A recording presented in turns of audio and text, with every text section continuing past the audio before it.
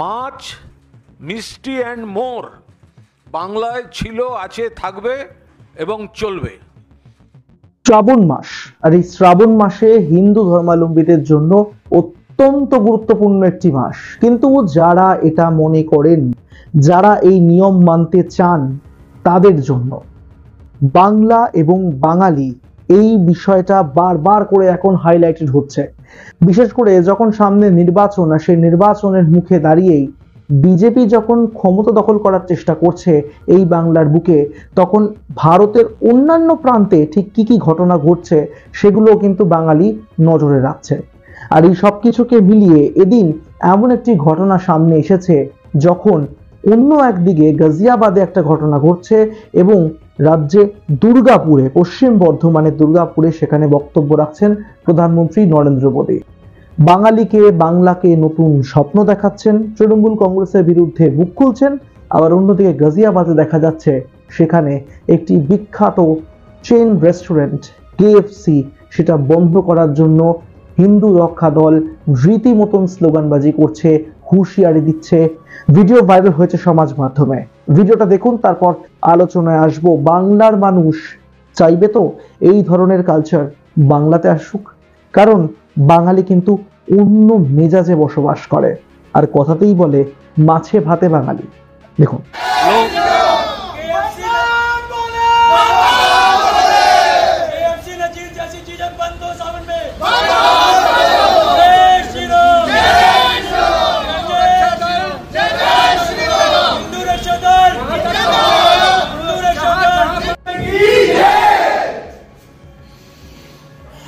যে ভিডিও আপনাদেরকে দেখালাম সেই ভিডিও গাজিয়াবাদের বলা হচ্ছে।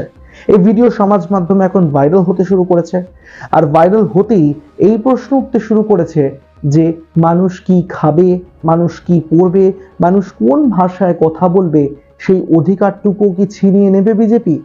বিজেপি কি সেই জন্যই এই দেশে এখন রয়েছে, কেন্দ্রীয় সরকারে ক্ষমতায় রয়েছে? বিভিন্ন রাজ্যে কি এভাবেই তারা ক্ষমতায় এসেছে এবং ক্ষমতায় আসার পরে এই ধরনের মনোভাব তারা পোষণ করছে?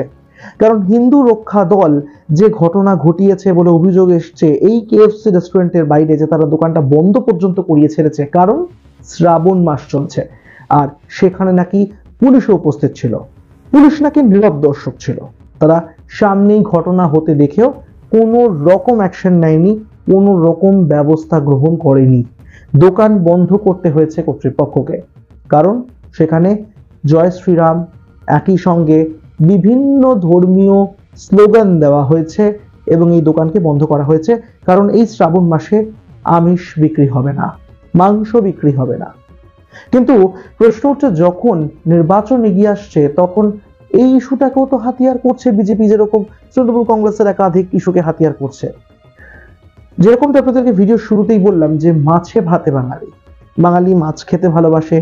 বাঙালির রবিবারের দুপুর মানে খাসির মাংস বা কোনো সুস্বাদু মাছ, বা আমরা জানি যে বাঙালি ডিম ভাতও খুব পছন্দ করে। কিন্তু ডিম, মাছ, মাংস, আমিষ এই ধরনের খাবার বাঙালির পাত থেকে কি তাহলে উঠে যেতে পারে যদি বিজেপি রাজ্যে আসে?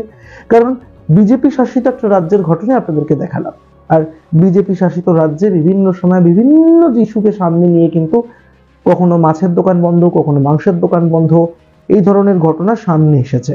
তবে এবার যখন নির্বাচন একেবারে মুখে মুখে রয়েছে, যখন বাংলা ভাষায় কথা বললে ডিটেনশন ক্যাম্পের হুমকি হচ্ছে, গ্রেফতার হচ্ছে, নানান রকম ভাবে তাকে সামাজিকভাবে হেনস্থা করার অভিযোগ উঠছে, তখন অন্তত খাবারের প্লেটেও কিভাবে হাত দিয়ে দেবে বিজেপি? এটা কিন্তু অবশ্যই একটা গুরুত্বপূর্ণ প্রশ্ন।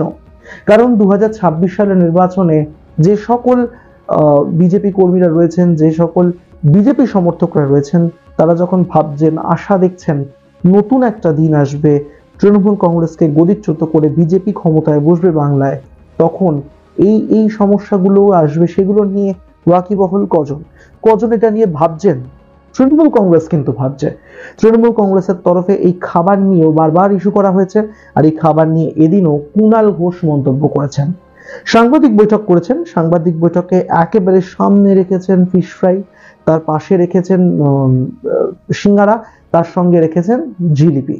মানে বাঙালির জন্য বাংলার একটা রাজনৈতিক দল কিন্তু বলছে যে বাঙালি কি খাবে যদি খাবারের গুণগত মান ভালো থাকে, এটা কিন্তু কেউ ডিসাইড করতে পারে না, এটা শুধুমাত্র যে খাবে তার উপর, বাঙালির উপর।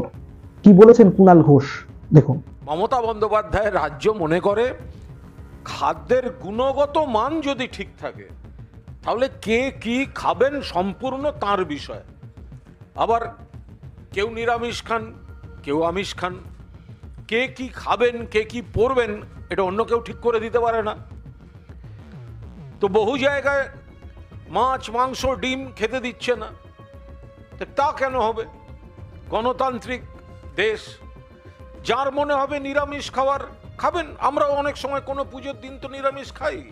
বিভিন্ন মহলে চর্চা চলছে, কিন্তু আবারও বলছি ভিডিও শেষ করার আগে, যে ধরনের ঘটনা দিল্লিতে দেখা গিয়েছে মাছের বাজারকে কেন্দ্র করে, যে ধরনের ঘটনা এদিন দেখা গেল কেএফসি বন্ধ করার জন্য, তখন দাঁড়িয়ে বাংলায় যদি বিজেপি ক্ষমতায় আসে, যদি সরকার বদল হয়, তাহলে কি এই ছবিগুলো দেখতে হতে পারে আগামী দিনে বাংলায়? সেই মনোভাবাপন্ন মানুষই কি থাকবে তখন এই বাংলায়? তখন কি আমাদের আপনাদের প্রত্যেককে এভাবে খাওয়া দাওয়ার উপরে রেস্ট্রিকশন আনতে হবে? এই প্রশ্নের উত্তর সময় দেবে। আপনারা কি মনে করছেন প্লিজ কমেন্ট করে আমাদেরকে জানাবেন। অত্যন্ত গুরুত্বপূর্ণ বিষয় রেখেছিলাম আপনাদের সামনে। সাবস্ক্রাইব করতে ভুলবেন না আমাদের ইউটিউব চ্যানেল এক ঝলকে মিডিয়া।